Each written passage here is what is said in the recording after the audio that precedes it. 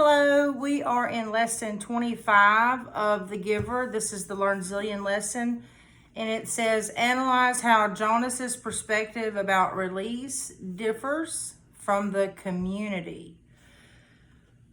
And so it says, we analyzed Rosemary's release and its impact on The Giver and Jonas's community.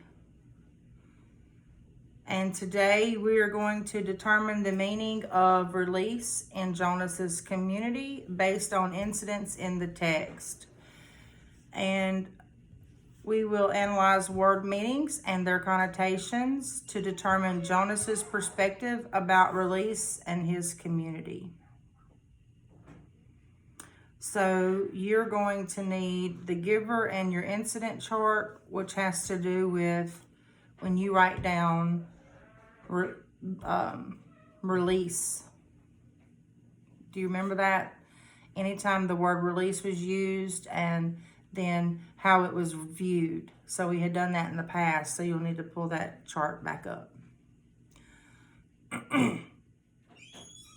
So, how has release been portrayed in both positive and negative ways throughout The Giver? So that's a question that we have. Where have we seen examples of release used as punishment? And where have we seen examples of release described as a celebration? And how have different characters reacted when discussing release?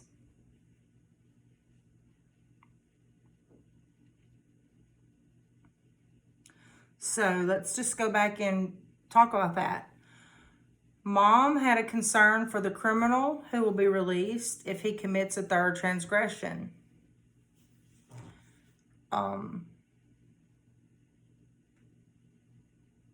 Jonas's friends who do not discuss the release of a friend's father because it is upsetting. That happened. And then the release celebration of Roberto and the way in which the old are celebrated and even toasted before they are being released. So that took place. We have Jonas's father, his discussion of releasing the infant, performing that ceremony. And then the giver and Jonas's conversation about Rosemary's release.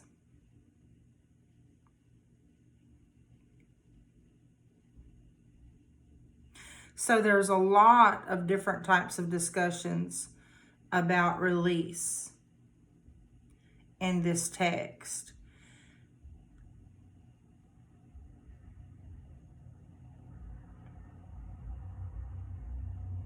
So what do we know that we finally really know, in case you didn't know before? Release does mean die. That it's over. Release does mean death.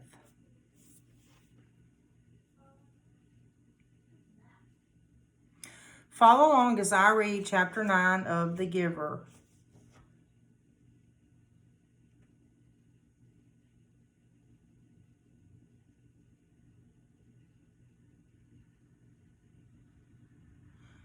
I am going to read the entire chapter. It starts on page 182. Jonas glanced at the clock. There was so much work to be done, always, that he and the giver seldom simply sat and talked the way they just had. I'm sorry that I wasted so much time with my questions, Jonas said. I was only asking about release because my father is releasing a new child today, a twin. He has to select one and release the other one. They do it by weight. Jonas glanced at the clock. Actually, I suppose he's already finished. I think it was this morning. The giver's face took on a solemn look. I wish they wouldn't do that, he said quietly, almost to himself. Well, they can't have two identical people around. Think how confusing it would be. Jonas chuckled. I wish I could watch, he added as an afterthought. At the top of 183. He liked the thought of seeing his father perform the ceremony and making the little twin clean and comfy. His father was such a gentleman. You can watch, the giver said. No, Jonas told him, they never let children watch. It's very private.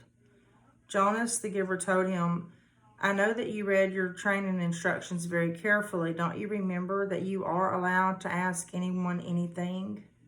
Jonas nodded yes, but Jonas, when you and I have finished our time together, you will be the new receiver. You can read the books, you'll have the memories, you have access to everything. It's part of your training. If you want to watch a release, you have simply to ask. Jonas shrugged. Well, maybe I will then. But it's too late for this one. I'm sure it was this morning. The giver told him then something he had not known.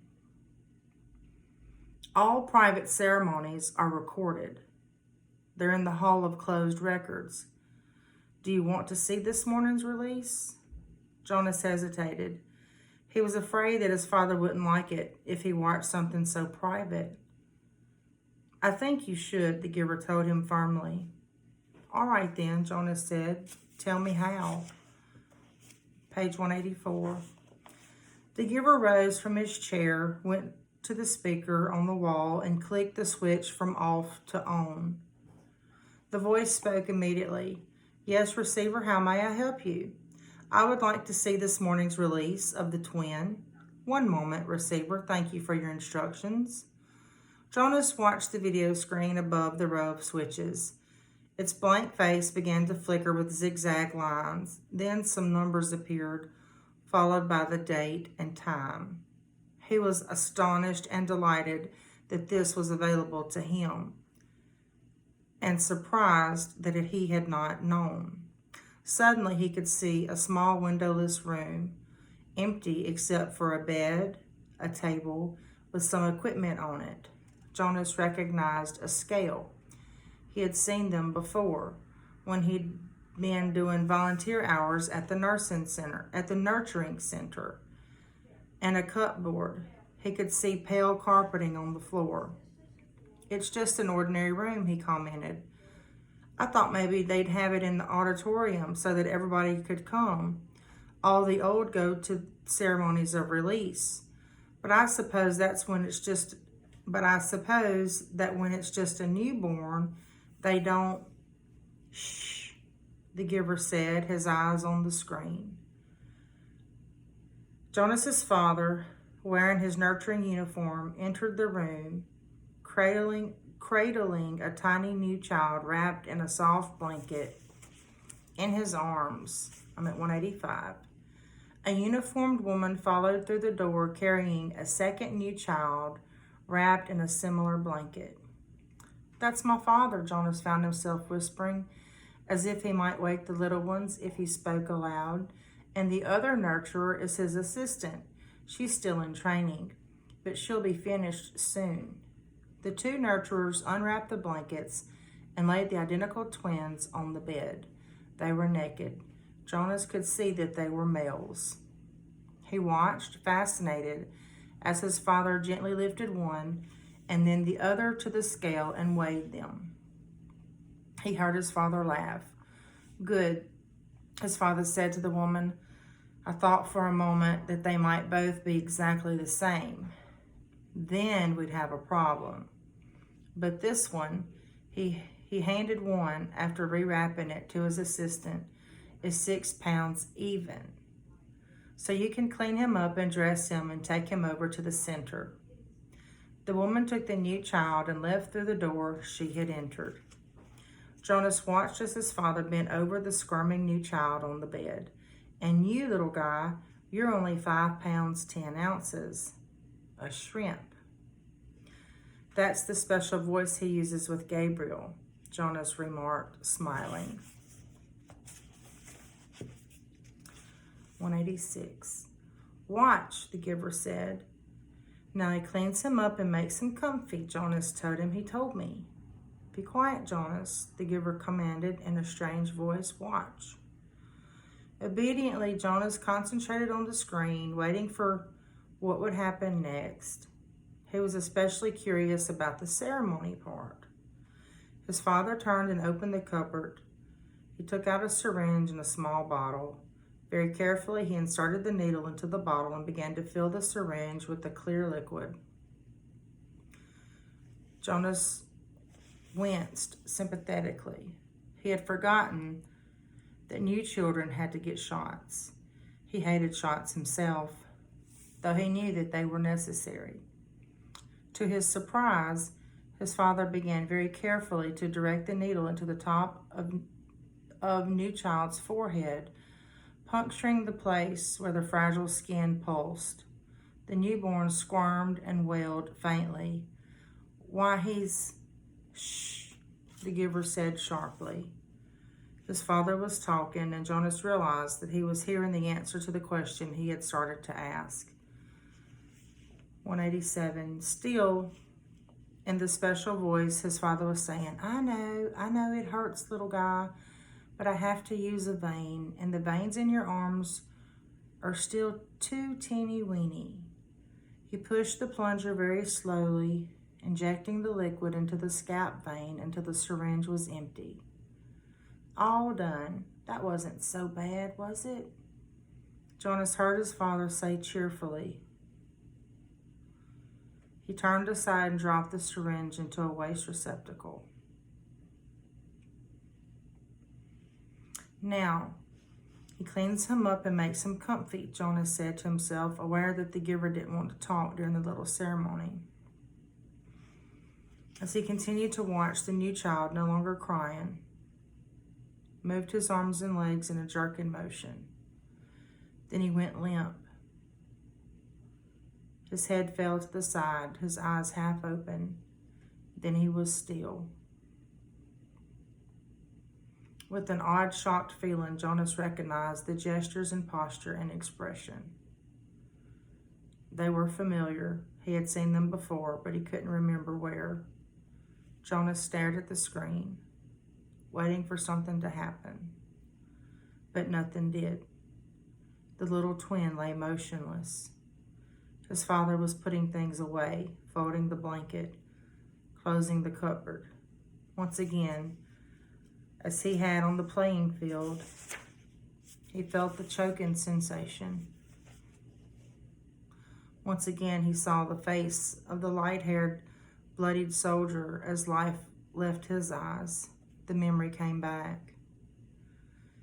He killed it. My father killed it. Jonas said to himself, stunned at what he was realizing. He continued to stare at the screen, numbly. His father tidied the room. Then he picked up a small carton that lay waiting on the floor, set it on the bed, and lifted the limp body into it. He placed the lid on tightly. He picked up the carton and carried it to the other side of the room. He opened a small door in the wall. Jonas could see darkness behind the door. It seemed to be the same sort of chute into which trash was deposited at school. His father loaded the carton containing the body into the chute and gave it a shove. Bye-bye, little guy, Jonas heard his father say before he left the room. Then the screen went blank. The giver turned to him. Quite calmly, he related, when the speaker notified me that Rosemary had applied for release, they turned on the tape to show me the process. There she was, my last glimpse of that beautiful child. Waiting, they brought in the syringe and asked her to roll up her sleeve. You suggested, Jonas, that perhaps she wasn't brave enough. I don't know about bravery, what it is, what it means. I do know that I sat here numb with horror, wretched with helplessness, as I listened as Rosemary told them that she would prefer to inject herself. Then she did so. I didn't watch. I looked away. The giver turned to him. "Well, there you are, Jonas. You were wondering about release," he said in a bitter voice. Jonas felt a ripping sensation inside him, the feeling of terrible pain, clawing its way forward to emerge in a cry.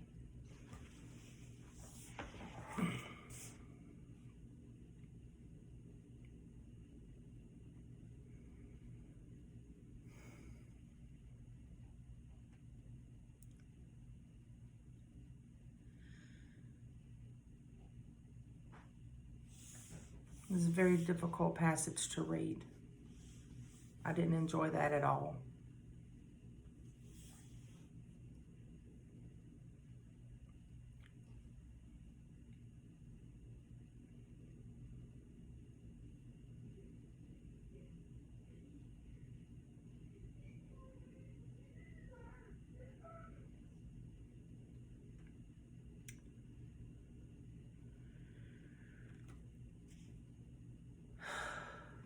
So, when Jonas sees his father, he is shocked. But now there's no question what release does mean. What words and phrases convey Jonas's emotions?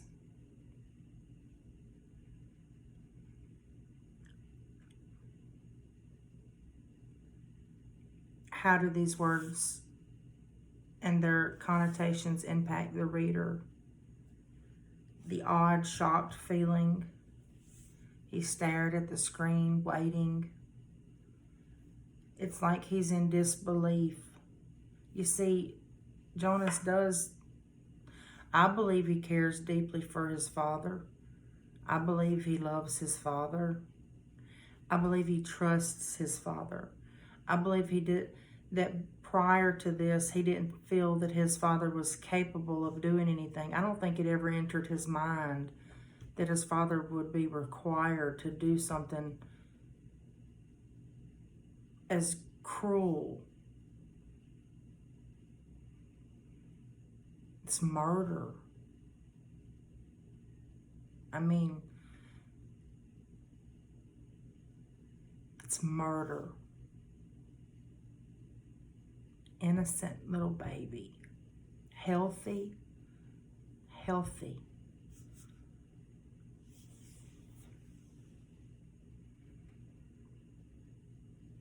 And this is how programmed Jonas's father is. How brainwashed. That in his mind, it's like he's a robot. Because he's just doing his job. Bye-bye. Like it's nothing. He's taken his life. So there's no sanctity. Life is not sacred in this community. Not if you're a twin. And Jonas cannot believe that his father is capable, and that the community even is capable.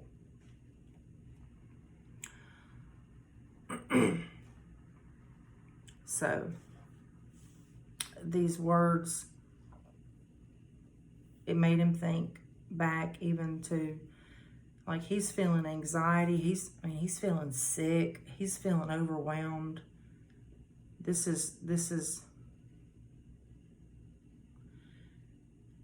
ripping sensation inside him, this terrible pain, clawing. I mean, he's freaking out watching this. And here he is, there's nothing he can do. He's not watching it in real time. but it's already happened. He's completely powerless.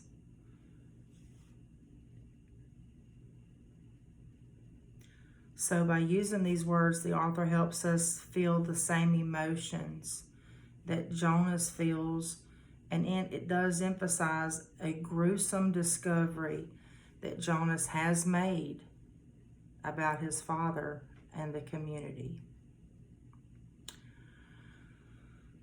So how does the meaning of release and Jonas's curiosity about it change throughout the book? And why does it change? At the beginning of the text, Jonas does not ask questions about the incidents of release that are discussed. Released is mentioned as a matter of fact type of way. Jonas recognizes that it is often used in a negative way, but he does not ask questions about it. He doesn't question it. He doesn't question what happens to someone who is released. And as his understanding of the community and the sacrifice it has made increases, he becomes more curious about what happens during release. And bold enough at that point to ask questions to the elderly, and then to his father and the giver. At the beginning of the text and throughout the text, evidence leads us to infer, reading between the lines, to infer that release could mean sending someone away from the community. At the end of chapter 19, it is clear that release means murder through lethal injection.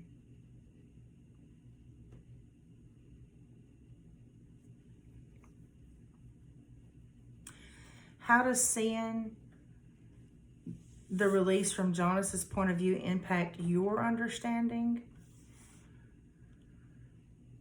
Seeing the release through Jonas's perspective and Jonas's point of view at this point allows us as readers to feel the same shock and emotion that he feels upon witnessing his father murder a baby.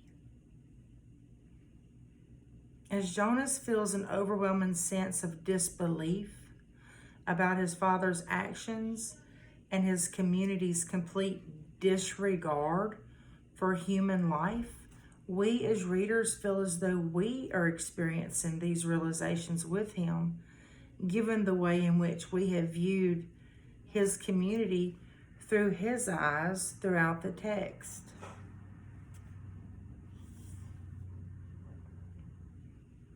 Jonas is horrified by the release. The author describes him as pained by what he sees, as though he is ripping from the inside. This contrasts greatly with his father, who views the release as just part of his job. His description of release from the previous chapter shows that he's not at all horrified by what he's doing. I mean, he's smiling and waving bye-bye as he's killing that baby.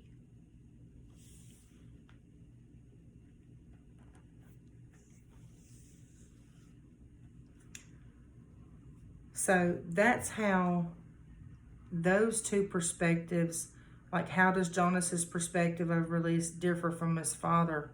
They are worlds apart, totally opposite of each other.